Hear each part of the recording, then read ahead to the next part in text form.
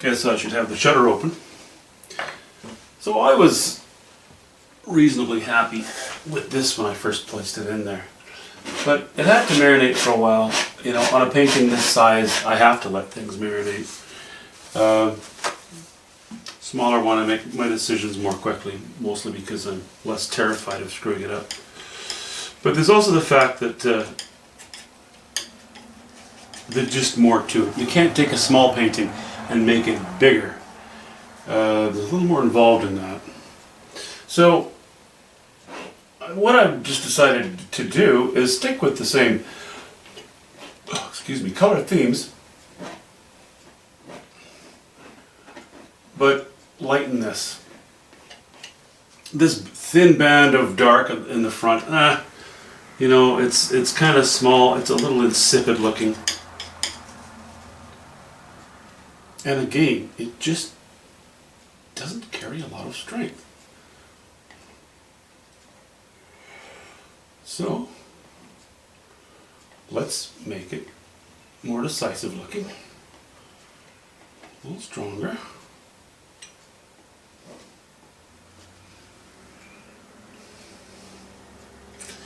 And I think that will salvage it.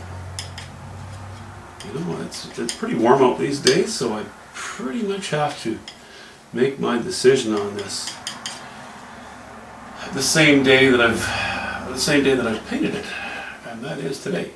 I still have to work on the small evergreens on the left. I pretty much committed to finishing that as well, but I had some chores to do. Well, I had to go to town and, you know, just errands. So I couldn't just keep painting the whole day. But I better get this right, I think. I won't be too happy with it if I don't.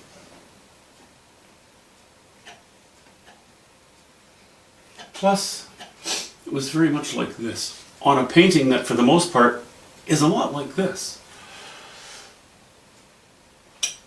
And that's not so bad, except that it seems to be that if you have a lot of variety in height along the top of a painting, or for the main subject matter, again, unless it's a prairie scene, or maybe a snow scene, or maybe I'm just fishing right now, maybe I should just say, for this particular painting, I felt it needed more vertical strength. Let me just shove this over a little bit.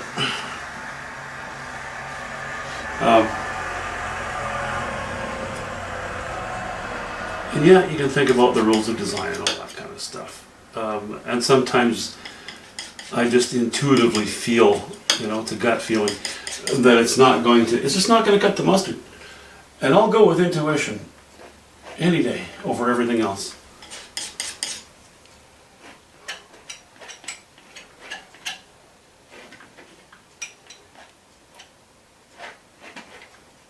Anytime. I will do that for sure.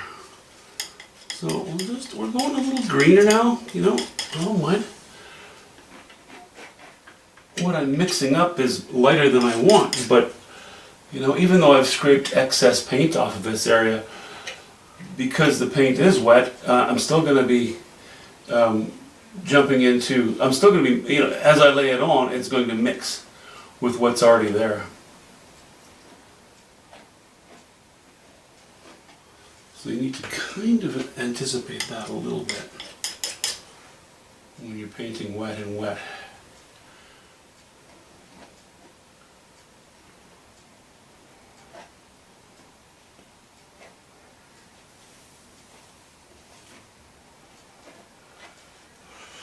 A dark spot, you know what? It wouldn't be a big deal, but I think I would prefer that there weren't a dark spot.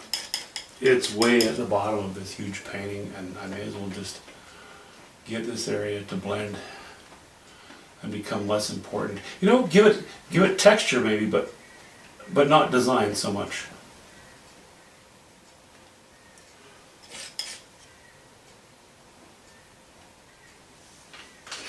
Okay, let's just have a little stand up and see what we think of that. I don't want to keep working in that area because it's becoming so slippery, and it's mixing together so much that before you know it, I'll have to scrape off the entire area.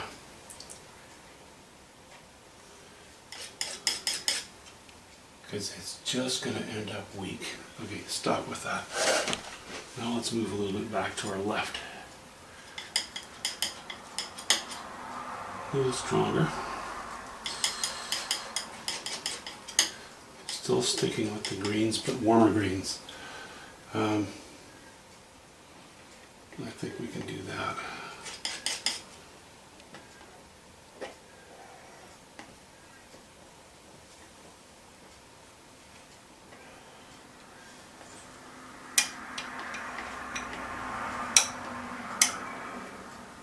Boy, this even oils, they dry pretty quickly in the warm weather. And yes, I can slow it down. There are mediums out there to help with that.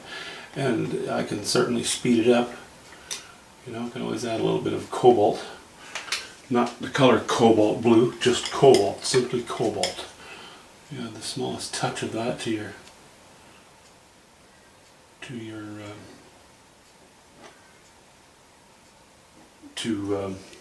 linseed oil, if you're using linseed oil, and that will that'll really speed up the drying process.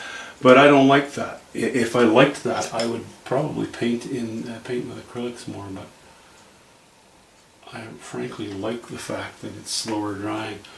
So, you know, there are pluses and minuses to that. I love acrylic for the sake that if something doesn't look quite right, the opacity of acrylic allows you to go right over it because it's so dry so soon and so opaque. It's more forgiving. Oil is far less forgiving that way. On the other hand, if you stick with it for a while, oils allow you more time to make those decisions, even on warm days. Okay, that's better. I like it.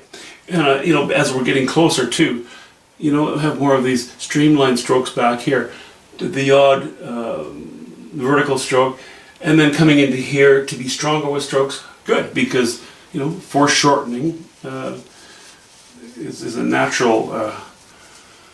Well, this helps it to make this helps to make it look natural because foreshortening is a real thing, and the closer you get, the stronger your strokes should be.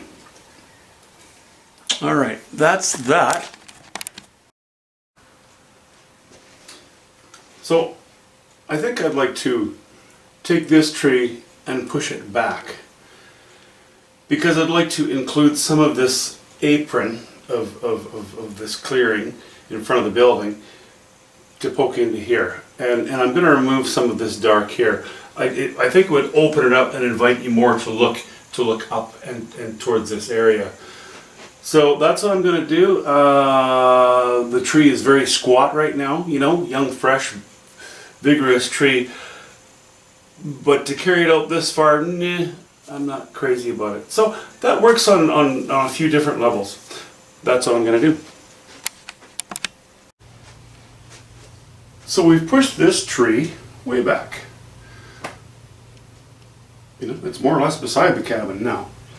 So that allowed me to cut in into the bottom of it and just open up this apron, as I mentioned, and then give you a better view of the cabin. Give you a feeling of airiness, which I quite like. There was a point that I'd even thought of just removing this tree and allowing it all to be, looking through things. But I felt it could improve the painting if I left something of an interesting structure here.